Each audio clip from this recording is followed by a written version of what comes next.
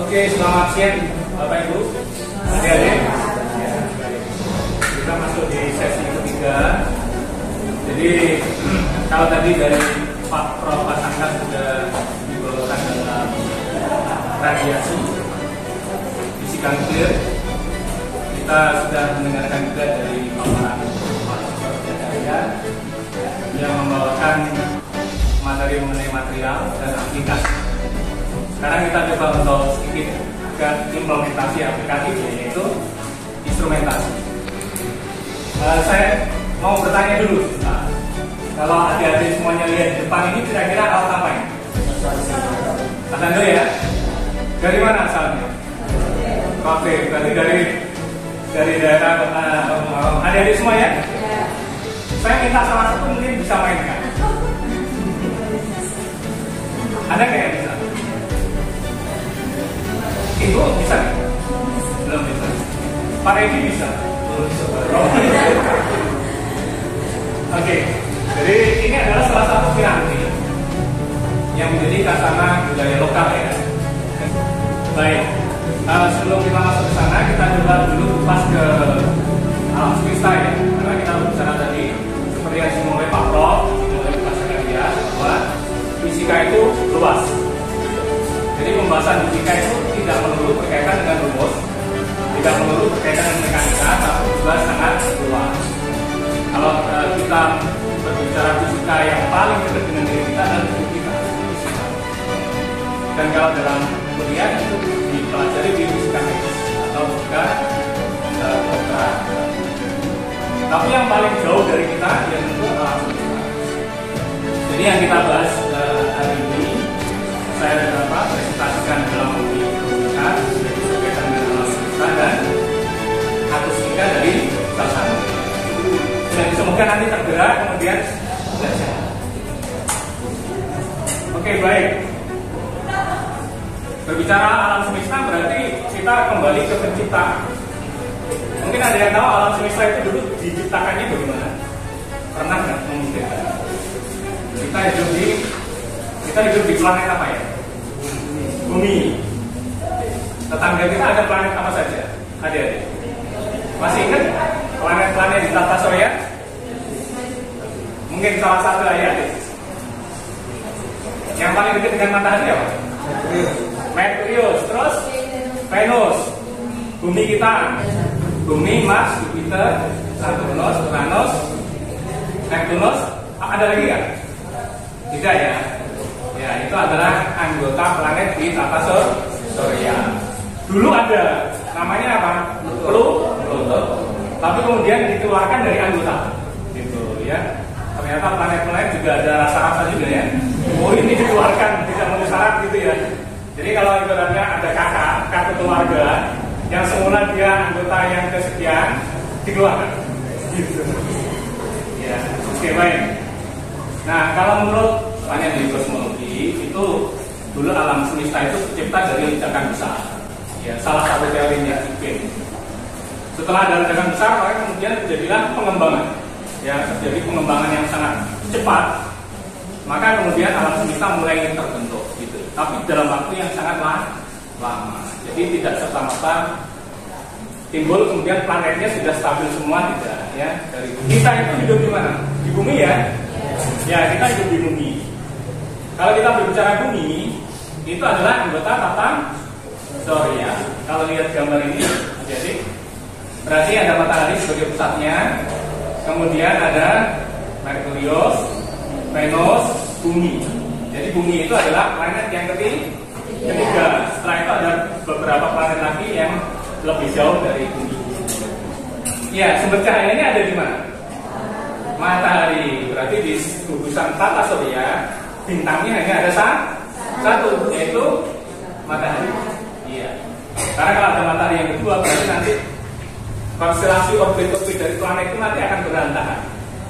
Jadi kalau teman-teman belajar di fisika mungkin sudah mengenal gravitasi, maka matahari itu memiliki gravitasi yang sangat besar, sehingga planet-planet itu tidak terlepas dari pengaruh tarikannya. Sehingga kalau kita berbicara planet-planet kenapa kok mengitari matahari dan tidak jatuh ke matahari, ya karena ada keseimbangan gaya-gaya gravitasi. gravitasi. Oke, tata surya itu ada di mana sekarang?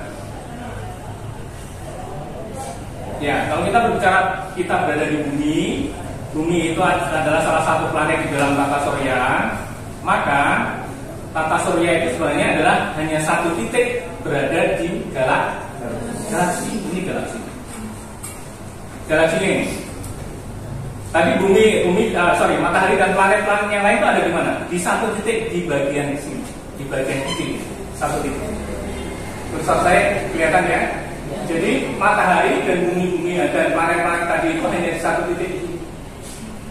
Sementara di sini masih banyak apa? Bintang-bintang yang lain. Jadi dalam satu galaksi itu ada miliar bintang yang sejenis dengan matahari. Gitu. Jadi kita itu di bagian bumi yang sangat kecil di dalam tata surya, dan tata surya itu adalah bagian yang sangat kecil di dalam galaksi. Gitu ya? Ya, jadi kita sangat-sangat kecil. Sementara di alam semesta ada berapa galaksi yang seperti ini? Miliar juga.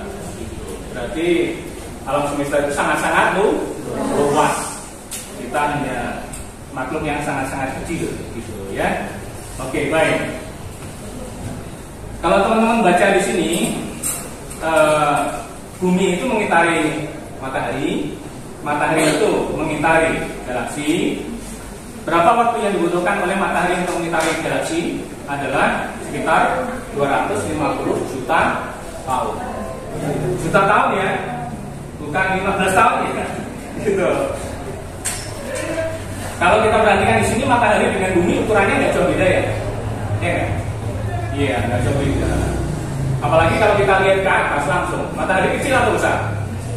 Kecil. Ya nggak? Kenapa kecil?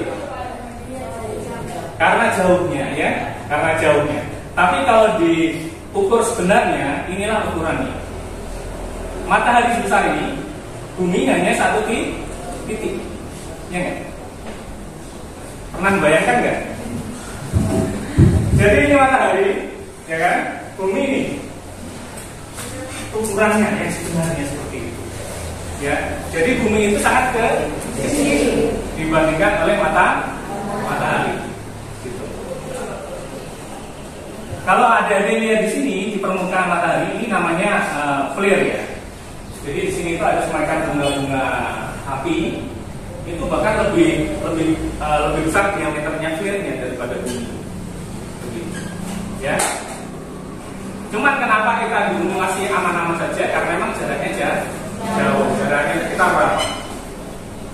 Ya, jaraknya sekitar 150 juta kilometer. Jadi jauh, sehingga panasnya yang mengenai ke bumi itu dia. Kalau mendekat ke Merkurius, nanti semua makhluk itu mati.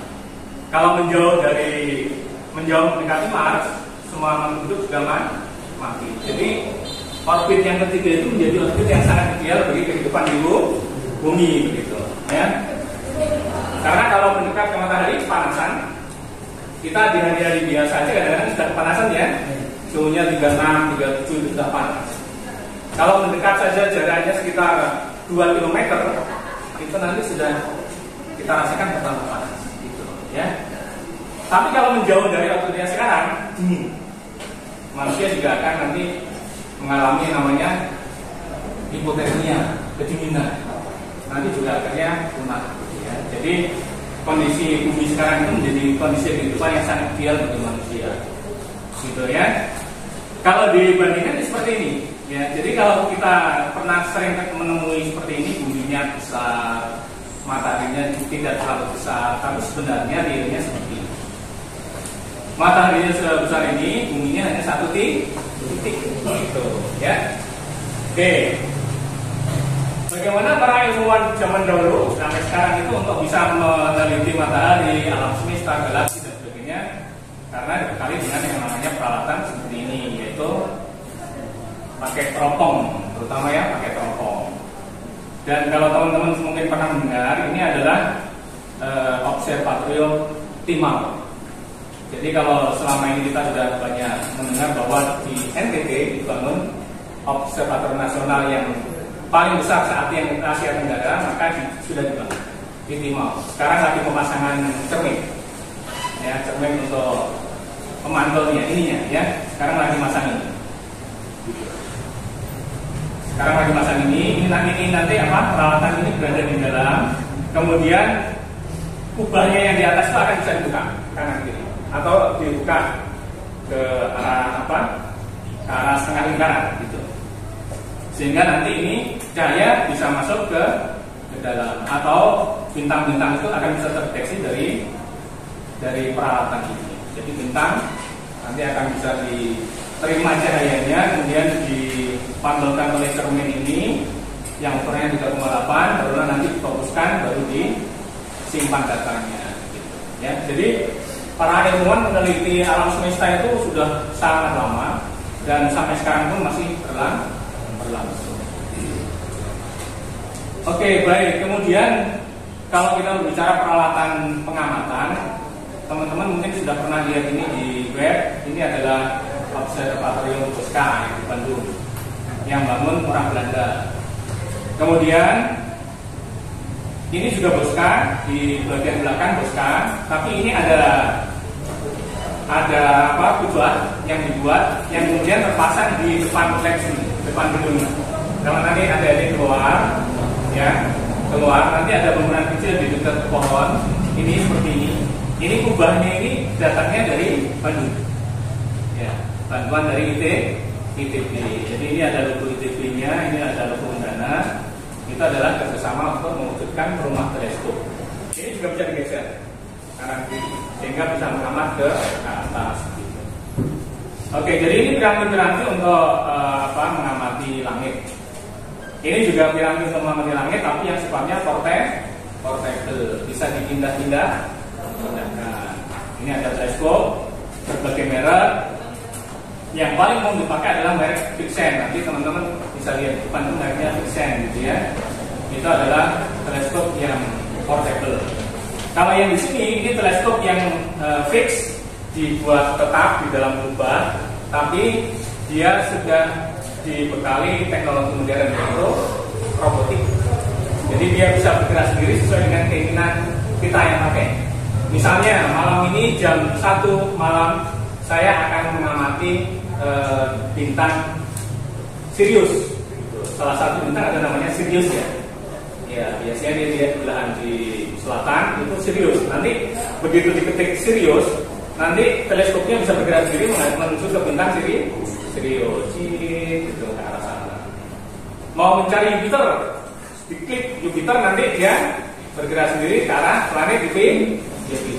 Gitu. Itu sudah dirancang secara robotik. Jadi tidak perlu lagi diarahkan oleh secara manual, gitu ya. Ini robotik. Yang ketiga ini teleskop yang ada di luar angkasa, jadi diluncurkan dengan roket. Ya, seperti kalau Elon Musk punya itu roket Falcon sampai ke angkasa luar, baru kemudian dilepaskan di sana. Ini namanya teleskop di luar angkasa. Ini namanya teleskop James Webb, ya, James Webb ini yang terbaru. Dan sekarang sudah mengirimkan data-data terbaru mengenai potret-potret di angkasa luar.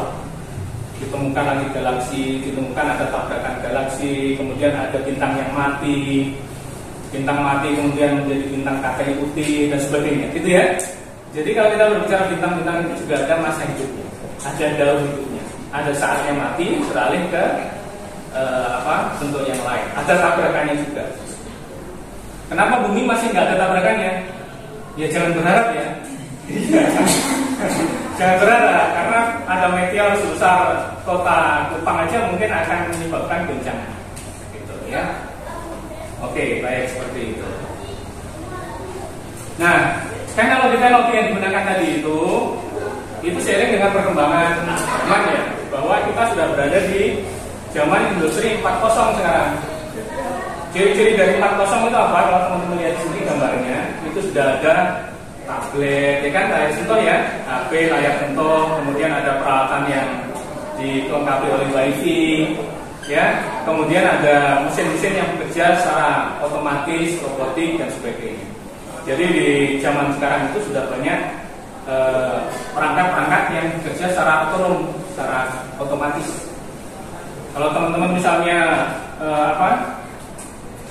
punya HP, nanti di HP itu pada saatnya misalnya kuliah, teman-teman bisa belajar program, maka kemudian HP itu di dalam HP bisa diprogram untuk bisa misalnya mencatat sesuatu, memonitoring sesuatu, ya.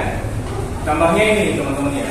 Ini adalah alat yang bisa digunakan untuk mendeteksi kecerahan langit. Langit malam ini cerah atau tidak, gitu kan ya?